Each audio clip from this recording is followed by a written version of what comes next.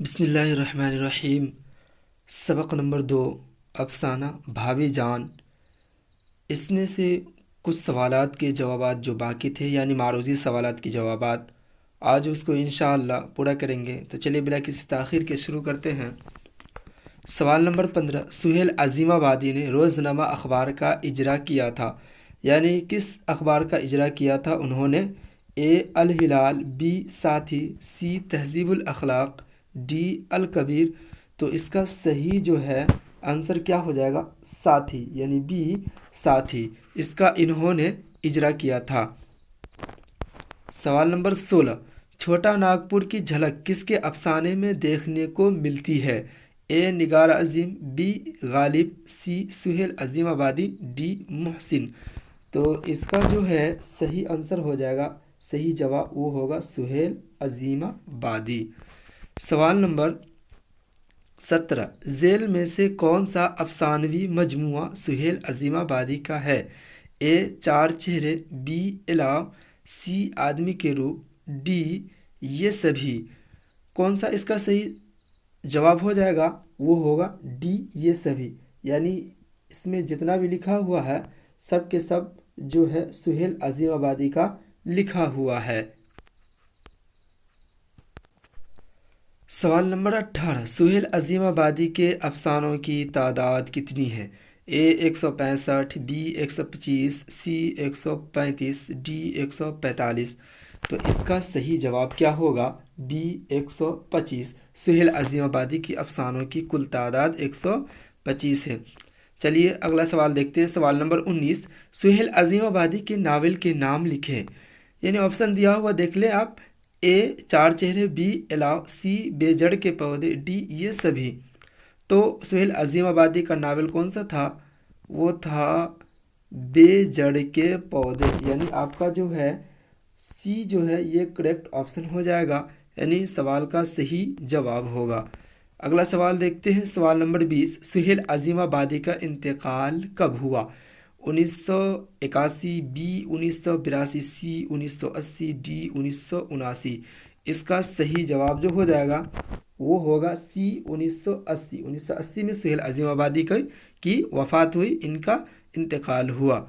سہیل عظیم آبادی کا کون سا افسانہ آپ کے نصاب میں شامل ہے؟ یعنی شامل نصاب کون سا افسانہ ہے؟ اے آشیانہ، بی کٹی ہوئی شاخ، سی بھابھی جان، ڈی فرار۔ تو کون سا آپ کے نصاب میں شامل ہے؟ سی بھابھی جان۔ یہ افسانہ جو ہے آپ کے نصاب میں سہیل عظیم آبادی کا۔ سوال نمبر 22، سہیل عظیم آبادی کے پہلے افسانوی مجموعے کا نام کیا تھا؟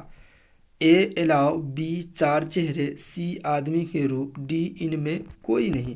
تو کون سا افسانوی مجموعہ تھا سہیل عظیم آبادی کا پہلا؟ وہ چار چہرہ۔ کون سا تھا؟ چار چہرہ۔ سوال نمبر 23، سہیل عظیم آبادی کا پہلا افسانوی مجموعہ کب شائع ہوا تھا؟ اے 1936، بی 1934، سی 1938، ڈی 1940۔ یعنی پہلا افسانوی مجموعہ جو تھا چار چہرے وہ کب شائع ہوا تھا، کس سن میں منظر عام پر آیا تھا؟ وہ جو ہے 1934 میں۔ تو اس کا جو ہے صحیح جواب ہو جائے گا بی 1934۔ اگلا سوال، سوال نمبر 24، افسانہ بھابھی جان کے اصل کردار کا نام بتائیے۔ A Rabia, B Sania, C Ruqaiya, D ان میں سے کوئی نہیں۔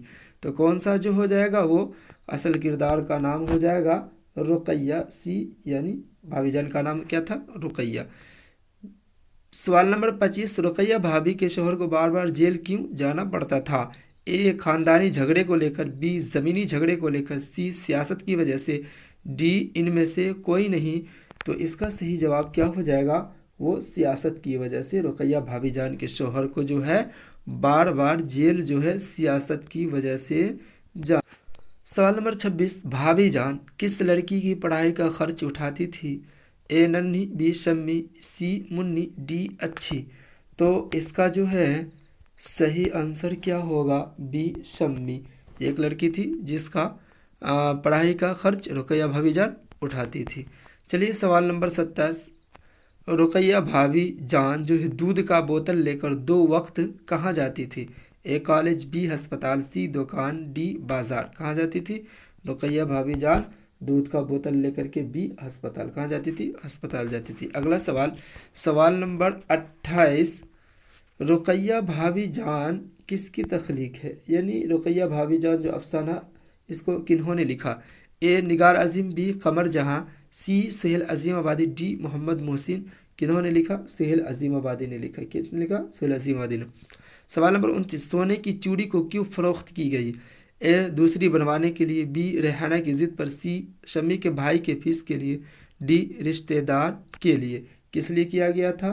शमी के भाई के फीस के लिए चूड़ी को फरोख्त की गई। सवाल नंबर 30, रुकैया भाभी के सिंगार मेज़ पर क्या थी? ए बच्चों की किताबें, बी नन्हे भाई की तस्वीर, सी एक कंघी, डी ये सभी। तो इसका सही जवाब क्या हो जाएगा? डी ये सभी। रुकैया भाभी के मेज़ पे जो नन्हे भाई की रंगीन तस्वीरें भी थी, बच्चों की किताबें भी थी और कंघी भी थी। ये ऑप्शन जो इसका सही होगा डी।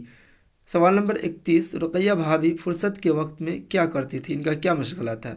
ए किताबें लिखती थी, बी लाइब्रेरी जाया करती थी, सी नए कलमकारों को खत लिखती थी, डी इनमें से कोई भी कुछ नहीं करती थी। तो इसका सही जो जवाब हो जाएगा क्या होगा? नए कलमकारों को खत लिखा करती थी।